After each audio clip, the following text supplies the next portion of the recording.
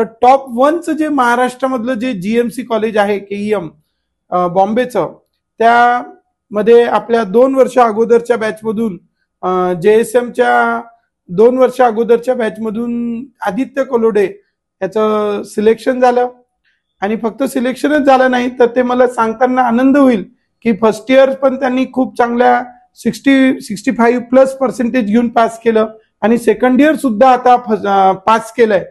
आणि हा व्हिडिओ आज बनवण्याचा उद्देश हा आहे कारण आज आपण बघतो की लोक म्हणतात शिक्षणासाठी खर्च खूप जास्त लागतो, बरोबर.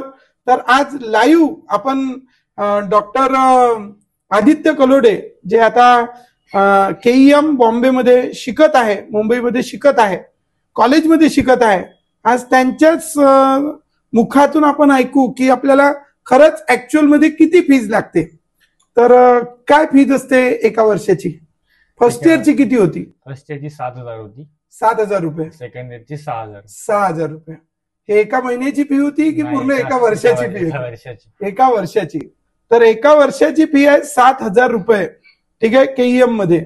आणि हॉस्टेलची किती लागते? 3,000 रुपये. 3,000 रुपये. महिन्याची की वर्षाची? वर्षाला 3,000 रुपये लागते. म्हणजे 7 आणि 3 10,000 रुपये ही वर्षाची फी लागते. आता ही तर झाली फीज, परंतु सोबत सोबत ज्या विद्यार्थ्यांची खरंच काही फायनान्शियली कंडिशन हे आहे तर त्या विद्यार्थ्यांसाठी तिथे काही अशी स्कॉलरशिप किंवा काही असं आहे का की ज्यांना अजून काही ऍडिशनल खर्चासाठी, जसं मेस आहे किंवा हे आहे, तर त्याच्यासाठी अशी काही सुविधा आहे का?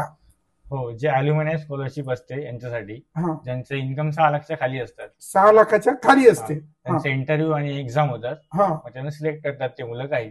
त्यामध्ये 1,03,000 रुपये भेटतात. हो, 1,03,000 मिळतात वर्षाला. म्हणजे 10,000 रुपये भरायचे आणि 1,00,000 रुपये घ्यायचे. चला, तर मग ही एक्झाम दिली होती का? हो, मी दिली होती. आणि मग काय सिलेक्ट झाला? अरे वा, खूप खूप अभिनंदन. चला, ठीक आहे. म्हणून आपल्या अल्लीपूर आहे ना गाव, कोणचं? अल्लीपूर सारख्या छोट्याशा गावातून 10वी पर्यंतचं एज्युकेशन कम्प्लीट करून त्याच्यानंतर JSM मधून 11-12 करून त्याच्यानंतर केईएम सारख्या कॉलेजमध्ये ऍडमिशन घेऊन तिथे केईएम मध्ये कितीचा कोटा असतो? म्हणजे याचा कोटा किती असतो म्हणजे एका वर्षाचा? 250 विद्यार्थी, ज्याच्यामध्ये काही रिपीटर्स असेल, मोठ्या मोठ्या शहरातून ज्यांनी लाखो रुपयाच्या कोचिंग करून तिथे विद्यार्थी आले असेल, तर त्या 250 विद्यार्थ्यांमधून किती विद्यार्थ्यांना मिळाली मग ती स्कॉलरशिप?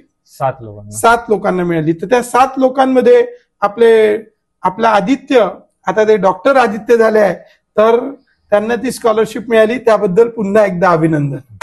म्हणून सगळ्या विद्यार्थ्यांना माझे सांगणं आहे की तुम्ही मेहनत करा, जिद्दीने मेहनत करा, तर नक्कीच तुम्हाला यश हे मिळणार म्हणजे मिळणार.